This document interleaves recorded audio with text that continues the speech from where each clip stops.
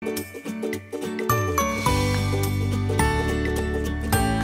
my dear viewers, welcome back to our channel Amin Tutorials. It's me Ruhul Amin, and in today's video we are going to learn about present continuous tense. সম্মানিত দর্শক মণ্ডলী, আজকে আপনাদের সম্মুখে যে ভিডিওটি নিয়ে আসতে চলেছি সেটা হচ্ছে প্রেজেন্ট কন্টিনিউয়াস টেন্সের উপরে, অর্থাৎ ঘটমান বর্তমান যেটাকে বাংলা বলা হয় সেই টেন্সের উপরে আলোচনা করব। এই টেন্স কি এবং টেন্স কিভাবে আমরা চিনব এবং টেন্সের ফর্মুলা কি কি রয়েছে সেটা আমরা এই ভিডিও থেকে শিখব। তো শুরু করা যাক। প্রেজেন্ট কন্টিনিউয়াস টেন্স এর মানে বাংলা মানে হচ্ছে ঘটমান বর্তমান কাল, অর্থাৎ যে ঘটনাটা বর্তমানে ঘটছে এরকম বোঝাবে সেটাকে বলা হবে present continuous tense. Present continuous tense এর আগে আমরা প্রেজেন্ট সিম্পল প্রেজেন্ট টেন্স শিখলাম এবং এখন শিখতে চলেছি present continuous tense. Present indefinite টেন্সে যেমন আমরা চারটা ভাগ পেয়েছি বাক্যগুলি, হ্যাঁবাচক, নাবাচক, প্রশ্ন প্লাস হ্যাঁ, প্রশ্ন প্লাস না, ঠিক অনুরূপ ভাবে প্রেজেন্ট কন্টিনিউয়াস টেন্সেরও এরকম কিন্তু চার রকম বাক্য হয়। সেটা হচ্ছে হ্যাঁবাচক, নাবাচক, প্রশ্ন প্লাস হ্যাঁ এবং প্রশ্ন প্লাস না। এই প্রশ্ন প্লাস হ্যাঁ এবং প্রশ্ন প্লাস না বাক্যগুলি যে ফর্মুলা আমি এখানে দিয়ে দিয়েছি, যদি শুধু হ্যাঁবাচক বাক্য থাকে তাহলে আমাদেরকে কি করতে হবে? সাবজেক্ট দিতে হবে। প্রথমে সাবজেক্ট, তারপরে am is are auxiliary verb, অর্থাৎ কন্টিনিউয়াস টেন্সের প্রেজেন্ট কন্টিনিউয়াস টেন্সের অক্সিলারি ভার্ব থাকবে এম ইজ আর, মাস্ট অবশ্যই থাকবে। এম ইজ আর ছাড়া কিন্তু কন্টিনিউয়াস টেন্স প্রেজেন্ট হবে না। তো প্রেজেন্ট কন্টিনিউয়াস টেন্সের এটা একটা অনিবার্য বিষয়, সেটা হচ্ছে ওর মধ্যে auxiliary verb am is are subject অনুসারে লাগাতে হবে। তো তাহলে প্রথমে ফর্মুলাটা হচ্ছে কি, হ্যাঁবাচক বাক্যের ফর্মুলা হচ্ছে subject plus am is are plus V4। V4 মানে হচ্ছে ভার্বের 4 নম্বর ফর্ম। আমরা জানি 4 নম্বর ফর্ম ভার্বের, সেটা হচ্ছে প্রেজেন্ট পার্টিসিপল ফর্মটাকে বলা হয়। অর্থাৎ মূল ভার্বের সঙ্গে যদি আমরা আইএনজি লাগিয়ে দিই, যেমন গো এন্ড গন, গো এন্ড গনের মূল ভার্ব যেটা বেস ফর্ম হচ্ছে সেটা হচ্ছে গো। এই গো এর সঙ্গে যদি আইএনজি লাগিয়ে দিই তাহলে সেটা হয়ে যাবে প্রেজেন্ট পার্টিসিপল, অর্থাৎ ভার্ব মানে ভার্বের 4 নম্বর ফর্ম হয়ে যাবে, অর্থাৎ গোয়িং। এই যে গোয়িং ভার্বের শেষে যদি আইএনজি লেগে থাকে তাহলে সেটা হয়ে যাবে ভার্ব 4। ওই জন্য আমি V4 লিখে দিয়েছি। এটা হচ্ছে V4, অর্থাৎ মূল ভার্বের সঙ্গে আইএনজি লাগিয়ে দিলে ওটা হয়ে যায়। আমাদেরকে ওটা শিখতে হবে যে মানে 4 নম্বর ফর্ম কিভাবে তৈরি করা যায়। তাহলে যে কোনো ভার্বের শেষে আইএনজি যোগ করে দেবো, তাহলে 4 নম্বর ফর্ম হয়ে যাবে। তো 4 নম্বর ফর্ম ভার্বের, তারপরে অবজেক্ট, তারপরে আদার্স। এরকম একটা এক্সাম্পল দিই তাহলে বোঝা যাবে। তো প্রেজেন্ট কন্টিনিউয়াস টেন্সের একটা বাক্য বলি, যেমন আমরা ভাত খাচ্ছি বলবো, তবে কিন্তু বর্তমানে ঘটনাটা ঘটছে বোঝাবে। তো যে বাক্যে যে টেন্সে ক্রিয়ার কালটা বর্তমানে ঘটছে এরকম বোঝাবে সেটা কি বলবো আমরা? Present continuous tense. আমরা সাধারণ বর্তমানে কি পেয়েছিলাম? আমরা ভাত খাই পেয়েছিলাম, কিন্তু এখানে খাচ্ছি। তো খাচ্ছির মধ্যে ডিফারেন্স কি পাচ্ছি? খাই বলতে এখনই খাই এরকম না, আগে থেকে খাওয়ার একটা অভ্যাস। কিন্তু খাচ্ছি মানে কি? এখনই খাচ্ছে, মানে ঘটনাটা এখনই ঘটছে। বর্তমানে যেটা একবারে এখনই ঘটছে এরকম বোঝাবে সেটা কি বলবো আমরা? Present continuous tense. তাহলে আমরা ভাত খাচ্ছি, আমরা ভাত খাচ্ছি, আমরা স্কুলে যাচ্ছি, সে বই পড়ছে, তারা খেলা করছে, মানে এক্ষুনি ছি থাকছে। আমরা প্রেজেন্ট ইনডিফিনিট টেন্সে কিন্তু ছি পাইনি, খাই, যাই, উঠি, বসি, তাহলে প্রেজেন্ট সিম্পল প্রেজেন্ট টেন্সের ভার্ব। কিন্তু কন্টিনিউয়াসে যখন আসছি তখন আমরা কি লাগাচ্ছি? ছ লাগিয়ে দিচ্ছি। খাচ্ছি, খাচ্ছে, যাচ্ছে, উঠছে, বসছে, দেখছে, এই যে ছ লাগিয়ে যাচ্ছে। তাহলে প্রেজেন্ট ইনডিফিনিট এবং প্রেজেন্ট কন্টিনিউয়াসের মধ্যে ডিফারেন্স পেলাম কি? প্রেজেন্ট ইনডিফিনিটে কোনো ছ থাকবে না, প্রেজেন্ট কন্টিনিউয়াসে কিন্তু ছ থাকবে। বুঝা গেল? তাহলে আমরা ভাত খাচ্ছি, ফর্মুলা অনুসারে এটাকে কিভাবে টেন্সটা করবো বলো তো? প্রথমে কি আছে? এটা কোন টেন্স? এটা হচ্ছে প্রেজেন্ট কন্টিনিউয়াস টেন্সের হ্যাঁবাচক বাক্য। কারণ হ্যাঁ মানে এটাতে কোনো না নেগেটিভ নট আছে কি? খাচ্ছি না এরকম আছে কি? এটাতে কি কোনো প্রশ্ন করা হচ্ছে আমরা কি ভাত খাচ্ছি? কি আছে এখানে? তাহলে কি নেই মানে প্রশ্নবোধক নয়, না নেই মানে এটা নেগেটিভ নয়, নাবাচক নয়, তাহলে এটা হচ্ছে 1 নাম্বার বাক্য। এটাকে যদি আমি চেঞ্জ করতে যাই তাহলে ফর্মুলা অনুসারে অ্যাকর্ডিং টু দা ফর্মুলা আমরা প্রথমে পাচ্ছি সাবজেক্ট আমরা ইংলিশ উই এর পরে আমরা অক্সিলারি ভার্ব কোনটা লাগাবো? ইজ আর। কোনটা লাগাবো? আর লাগাবো। কেন আর লাগাবো? প্লুরাল নাম্বার যদি থাকে, সাবজেক্ট যদি প্লুরাল নাম্বার হয় তাহলে আমাকে আর লাগাতে হবে, আর সাবজেক্ট যদি কি হয় সিঙ্গুলার নাম্বার তাহলে কি লাগাবো? ইজ লাগাবো।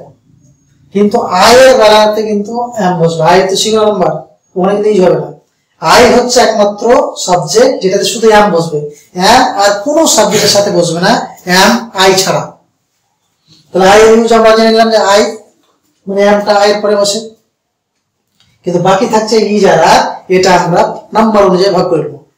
প্লুরাল নাম্বার হলে আর, সিঙ্গুলার নাম্বার হলে ইজ। তো উই যেহেতু এখানে প্লুরাল নাম্বার তাহলে আমরা কি বসাবো? We are.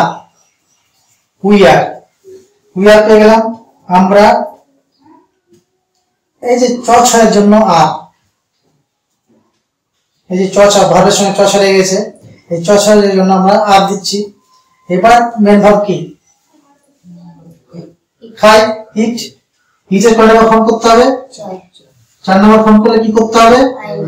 আইএনজি যোগ করতে হবে। তাহলে উই আর ইটিং। ইটিং কি? ইট করছে ভাত, তাহলে ভাতটা হচ্ছে অবজেক্ট, ইটিং রাইস। তাহলে এই হলো 1 নম্বর ফর্মুলা, হ্যাবাচক বাক্য। এবার এটাকে আমি নেগেটিভ করব। উই আর ইটিং রাইস, এটাকে যদি নেগেটিভ করতে চাই তাহলে নেগেটিভ করার কি বুদ্ধি আছে? আমরা জানি, এর আগে শিখেছি যে অক্সিলারি ভার্ব আমাকে বাক্যের মধ্যে দেখতে হবে। বাক্যের মধ্যে যদি অক্সিলারি ভার্ব থাকে তাহলে ওই অক্সিলারি ভার্বের পরে আমাকে নটটা বসাতে হবে, তাহলে বাক্যটা নেগেটিভ হয়ে যাবে। এটা শিখেছিলাম। এই বাক্যটা যদি আমি নেগেটিভ করি, নাবাচক করি, তাহলে কি হবে? পুরো বাক্যে বসে যাবে, খালি আর এর পরে যে অক্সিলারি ভার্ব আর, এরপরে আমি নট বসাবো, তাহলে না নেগেটিভ হয়ে যাবে। তাহলে উই আর নট, কোন চেঞ্জ হবে না, সব ঠিক থাকবে, শুধু নটটা আমি সঠিক জায়গায় বসিয়ে দিব, তবে কিন্তু এটা নেগেটিভ বাক্য হয়ে যাবে। আমরা ভাত খাই না, আমরা ভাত খাচ্ছি না, এটা খাই না নয়, খাচ্ছি না। খাচ্ছি থেকে খাচ্ছি না মানে চ-ছ ছেড়ে দিলে হবে না, খাই না হলে কিন্তু ইনডিফিনিট হয়ে যেত। আমরা ভাত খাই না, তাহলে খাই না ওটা ইনডিফিনিট হয়ে যেত। যেহেতু খাচ্ছি আছে, এটা খাচ্ছি না হবে। তাহলে we are not eating rice. তাহলে আমরা দুটো বাক্য পেয়ে গেলাম। এবার আমাকে প্রশ্ন করতে হবে, আমরা ভাত খাচ্ছি, এই যে প্রশ্ন প্লাস হ্যাঁ, হ্যাঁ থাকবে, কোনো নেগেটিভ থাকবে না, আর বাক্যটাকে প্রশ্ন করতে হবে। তাহলে কি হবে বাক্যটা? বাংলা বাক্যটা কি হবে? আমরা কি একটা লাগিয়ে দেবো, তাহলে হলো আমরা কি ভাত খাচ্ছি। এখানে কিন্তু কি একটা বিষয় আছে, এখানে কিন্তু কয় দিচ্ছি হবে। আমি যদি কয় দিয়ে দিই তাহলে কিন্তু মানে আলাদা হয়ে যাবে, তখন WH কোয়েশ্চেন হয়ে যাবে। যেমন আমি কি খাই, তুমি কি খাও? ভাত খাও। তাহলে এখানে একটা উত্তর আসছে ভাত, আর আমরা কি খাচ্ছি, এর উত্তর কি হবে? আমরা কি এখন খাচ্ছি না। হ্যাঁ না দিয়ে যেটা উত্তর আসবে সেটা কি হবে? কয় দিচ্ছি। আর যেটাতে উত্তর পাওয়া যাবে, তুমি কি খাচ্ছ? আমি ভাত খাচ্ছি। তুমি কি খাচ্ছ? আমি পেপসি খাচ্ছি। এই যে উত্তর যদি চলে আসে তাহলে ওটা কিন্তু WH কোয়েশ্চেন হয়ে যাবে। আমি যখন WH কোয়েশ্চেন বোঝাবো তখন কিন্তু এটা ক্লিয়ার হবে, আজকে ওটা বোঝাচ্ছি না। তাহলে আমরা কি ভাত খাচ্ছি, এটা টেন্স কি হবে? আমরা জানি যে অক্সিলারি ভার্বকে যদি সাবজেক্টের প্রথমে নিয়ে চলে আসি তাহলে ওই বাক্যটা প্রশ্নবোধক হয়ে যায়। ক্লিয়ার? তাহলে শুধু এই আরটাকে আমি আগের দিকে নিয়ে চলে আসবো ফর্মুলা অনুসারে, আমি যার প্রথমে হবে। তাহলে আর কেন বসাবো এখানে? কারণ সাবজেক্টটা উই আছে প্লুরাল নাম্বার, ওই জন্য আর বসছে। তাহলে আর উই ইট হবে না ইটিং হবে? Eating rice. আমরা কি ভাত খাচ্ছি? প্রশ্ন তো গেল। এটা কি প্রশ্ন প্লাস হ্যাঁ বাচক। প্রথমটা হচ্ছে হ্যাঁ বাচক, তারপর হচ্ছে না বাচক, এবার হচ্ছে প্রশ্ন প্লাস হ্যাঁ। এবার কি করব? 4 নম্বর কি প্রশ্ন প্লাস না। তাহলে প্রশ্ন প্লাস না হলে বাক্যটা কি হবে? হ্যাঁ, মানে এই বাক্যটাই বসাবো, লাস্টে একটা না লাগিয়ে দেবো। আমরা কি ভাত খাচ্ছি না? তাহলে ইংলিশে কি হবে? আর উই নট ইটিং রাইস। সব কিছু ঠিক থাকবে, কোনো চেঞ্জ হবে না, শুধু নটটা সঠিক জায়গায় বসিয়ে দিলেই হয়ে যাবে। এই হলো হ্যাঁ বাচক না বাচক, প্রশ্ন প্লাস হ্যাঁ, প্রশ্ন প্লাস না। তো সম্মানিত দর্শক মণ্ডলী, আশা করি আপনারা ওই প্রেজেন্ট কন্টিনিউয়াস টেন্সটি বুঝতে পেরেছেন। যারা বুঝতে পারেননি ভিডিওটা আবার রিপিট করে দেখবেন, তাহলে বুঝতে পারবেন। তো আমরা কি পেলাম? যে প্রেজেন্ট কন্টিনিউয়াস টেন্স যে বাক্যগুলো বর্তমানে ঘটছে এরকম বোঝাবে, সেটাকে বলা হয় প্রেজেন্ট কন্টিনিউয়াস টেন্স।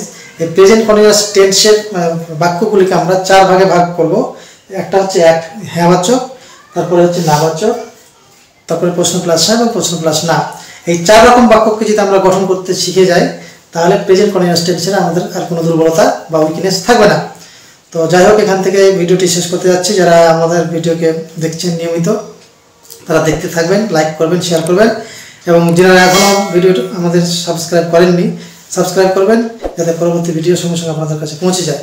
যাই হোক, এখান থেকে আপনাদের সকলের সুস্বাস্থ্য কামনা করে এবং পরবর্তী ভিডিও দেখার জন্য আমন্ত্রণ রইল, এই বলে এই ভিডিওটি শেষ করছি।